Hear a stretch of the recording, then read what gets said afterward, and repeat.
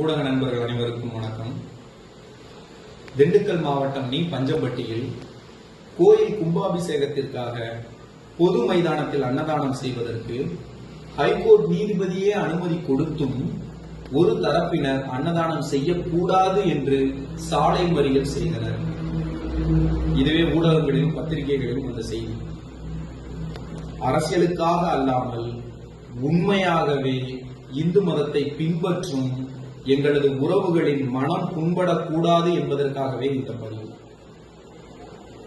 எப்பொருள் யார் யார் வாய் கேட்பினும் அப்பொருள் மெய்ப்பொருள் காண்பது அறிவு, அப்பொருள் மெய்ப்பொருள் காண்பது அறிவு. என்னிடம் 3 கேள்விகள் உள்ளன. முதல் கேள்வி, பொது மைதானத்தில் அன்னதானம் செய்வதற்கு ஹைகோர்ட் நீதிபதியிடம் சென்று அனுமதி வாங்க வேண்டுமா?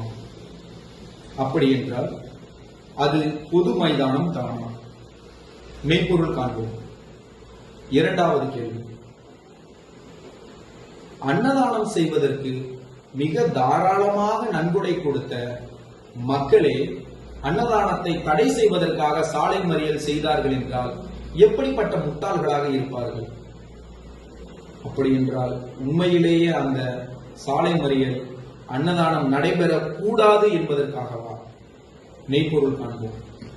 மூன்றாவது கேள்வி, 140 வருடங்களாக திண்டுக்கல் மாவட்டத்தை சுற்றிலும் உள்ள 110 கிராமங்களை சேர்ந்த மக்கள் கூட்டம் கூட்டமாக குடும்பம் குடும்பமாக வந்து பாஸ்கு திருவிழாவை கொண்டாடி தீர்த்த பாஸ்கு மைதானம் திடீரென எப்படி பொது மைதானம் ஆகியது?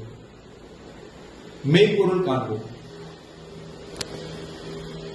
எப்பொருள் யார் யார் வாய் கேட்பினும் அப்பொருள் மெய்ப்பொருள் காண்பதறிவு. நன்றி.